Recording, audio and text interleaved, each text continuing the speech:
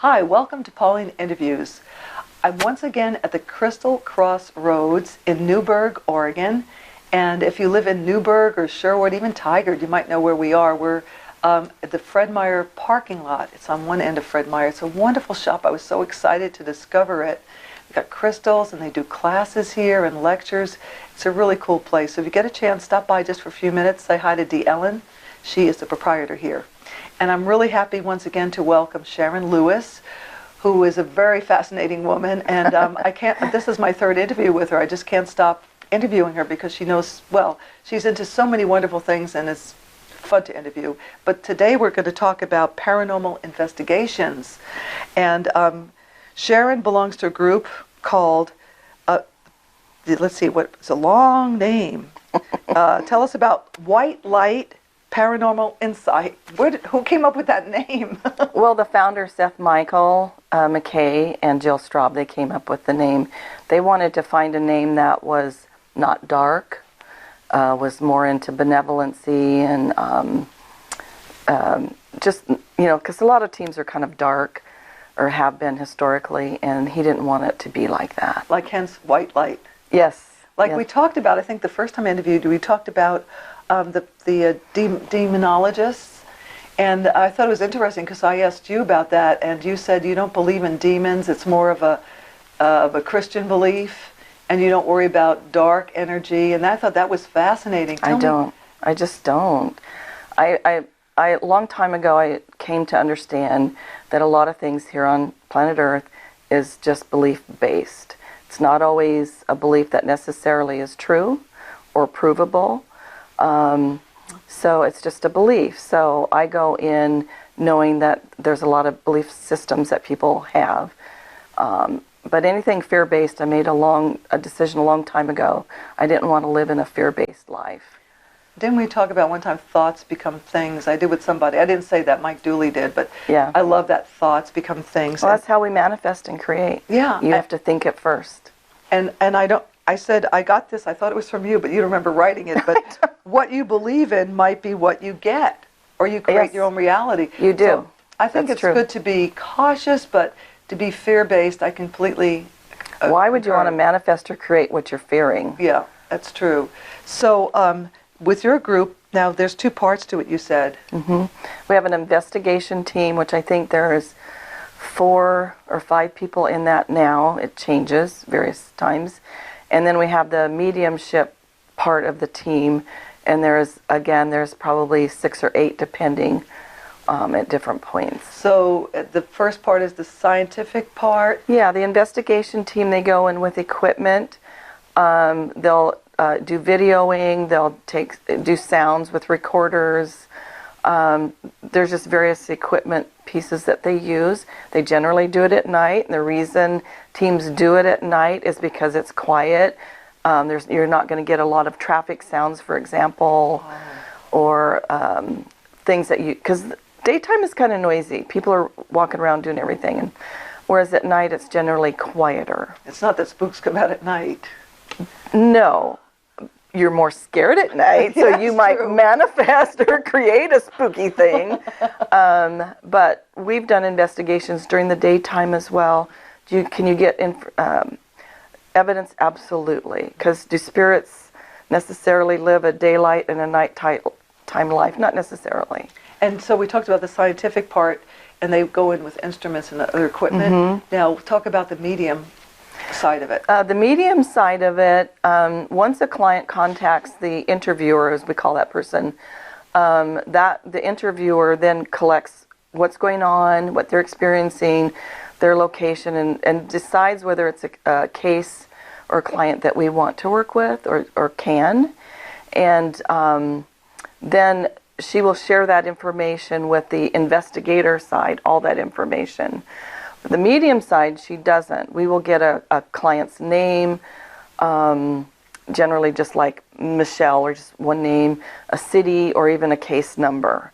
And so I don't know anything. And then what we do as the mediums, we do what we call pre-impressions. So we will, I go into kind of a meditative state, and I'll try to discern what is the client experiencing, what is the spirit experiencing, and then I like to do remote viewing in it and kind of look at the location as a whole, what's going on with the land, what's going on in the building, that kind of thing. We did our first interview on remote viewing. For people who haven't seen that yet, briefly, what is remote viewing?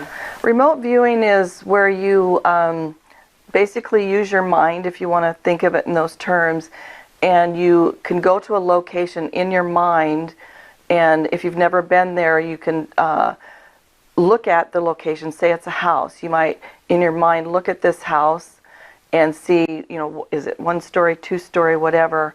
And so you can remote, it's like using your consciousness, so to speak, in a mild meditative state, and you just kind of go there mentally.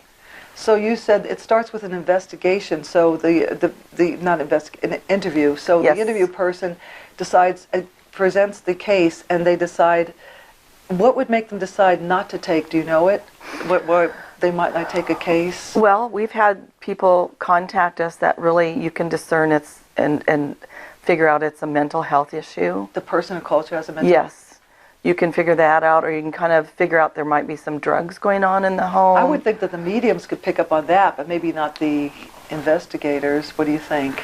We're finding that the investigators, as we've all worked together over the years, they become more and more intuitive. Oh, so it's very interesting how that works. Yeah. You just kind of waking up to yourself. The other thing might be, religious beliefs. Sometimes you can't get past, and we've even had one client that falsified all the information that we figured they falsified it. Why would they do that? Because they can. I don't know. This person wanted to get out of their living situation. They lived in an apartment and wanted to say it was haunted so they could get out of their lease. Yes, that's true. I mean, I'm not doing this because it's not true. Okay. It is true. Well, you know what? They're creative. They're more creative than mentally ill. It might go maybe both. hand in hand. Yeah. So can you tell us about what other people might call your investigation team? We've had businesses. Personal and business? Yeah, we've had people in their homes that are having what they call paranormal things happening to them, and they're generally very frightened. For instance? Well, they might hear cupboards slamming shut. They might hear people walking up above them, sounds that could be very disconcerting and scary. So that would be one case scenario that we've had businesses connect with us, and they would just want to know what's going on because maybe a employee's been frightened. Oh, so maybe the same kind of things happen, only in a business setting. It's very common to have the same, same things, yes. So I would imagine when they go in and they investigate, they might find several different things, like they may find maybe a spirit that hasn't moved on, or they might find some negative energy just hanging around. So what's the difference? I mean, I'm thinking of spirits, energies, and attachments. Are they all different, and could you describe that? Wow, those are some huge subjects. Oh, I'm sorry. Well, and again, it's going to depend on what you believe. It could be spirits that have not moved on for and that whatever does happen. reason. We know that. We have found that to happen. There are some teams and other people that don't believe that's even exists. You're just making it up. But I can't make up and know something about a client and what's going on in the home, without it existing. That's how I think about it. So it could be a spirit that hasn't moved on for whatever reason. It could be an enlightened spirit that you're just not listening to, so they have to slam the cupboard. It could be grandma. Or spirit guide, maybe? Or yeah, it could be because they can't get hold of you that's living in this homes. And we've had this happen a time or two as well. And so it could be a more enlightened one that they just can't connect with. The person can't hear them in any way, so they need someone who's a little more intuitive that can get the message to them. And that works. It has for us. It could be just remaining energy that's there that we can clear out. You can go to places where there's, say, been, you can go to the Civil War areas, and you can feel the energy there. It's just somewhere is dense. Well, is it spirits? Well, some cases it could be there too, but it's definitely a heavy energy that people can just feel. That's because everything is energy, so energy gets left behind. Yeah. Yeah, I've heard about, energy getting stuck in corners of the house, and they have to use sage so different ways of getting rid of that energy. Yeah. But would you advise people, if they have something really scary, not to handle it themselves, to call somebody who knows what they're doing, because could it get worse if they try to confront something that's maybe... Well, if you confront anything when you're fearful, that's not a good base or platform to confront anything. And I don't think of it in terms of confronting. I think of it, and I always have to work in a win-win. I have to find what's a win for the spirit, what's a win for the human, because I don't think of the spirit as something terrible. In fact, we don't even call it cleansing, we call it a resolve. What's going on with the spirit? Why are you still here? And we can generally figure that out. I like that. Resolve rather than cleanse. Yeah, cleansing sounds like it's dirty. Get it out of you. And I think, that maybe some people, they get attached to the earth plane because of emotions. Their emotions are still attached here. Very much so. And they can't leave. I had my aunt in Wales saw a little boy. Oh. And it was sad. And she was in an apartment, and she wanted to find out why the little boy kept coming to her. It didn't frighten her. She didn't get frightened. And she found out that the house, there had been a house on the property and it burned. The little boy died in the fire. Oh. And then they built apartments. And so he didn't know. And she told him, no, you've got to move on. And she never saw him again. So it can be a good thing to help people cross. Our team has had a film made about it. It's not just about the team. It's mainly the life of Seth Michael McKay. It's called All Around Us. All Around Us. All Around Us. All Around Us. Yes, so it's a film that's out. It just came out at the Oregon Ghost Conference last March. Can they see it on YouTube? It's on YouTube? Parts of it, the trailers would be. Oh, All Around Us. And is it in movies? Can you see It's a documentary. It's a little over 2 hours. Nice. And it deals with lots of paranormal subjects. I'm going to write that down, All Around Us. Yeah, Great. and it can answer a lot of questions about the paranormal field. So that's a resource that people could use. So to answer your question, whether they should handle it themselves or should they get someone, I personally think they should get someone who knows how to handle it, but be very careful who you choose. Yes. I would try to find a win-win person, someone who does things peacefully versus someone who's going to come in and believe that they can just destroy this demon and get them out. I personally wouldn't go that route. Yeah.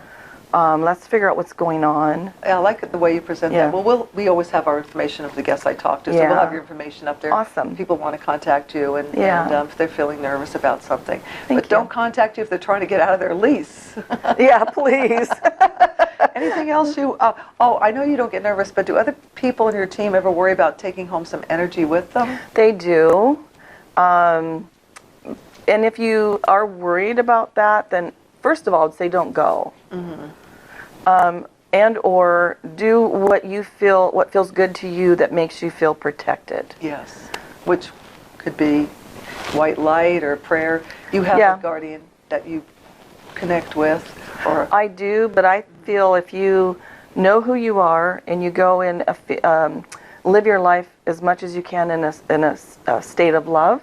Yes, you're in a higher frequency anyway. Higher frequency, yes. Yes, so if you go in a higher frequency, which is about win-win, what's going on, I'm here to help you, and I'm here to help you.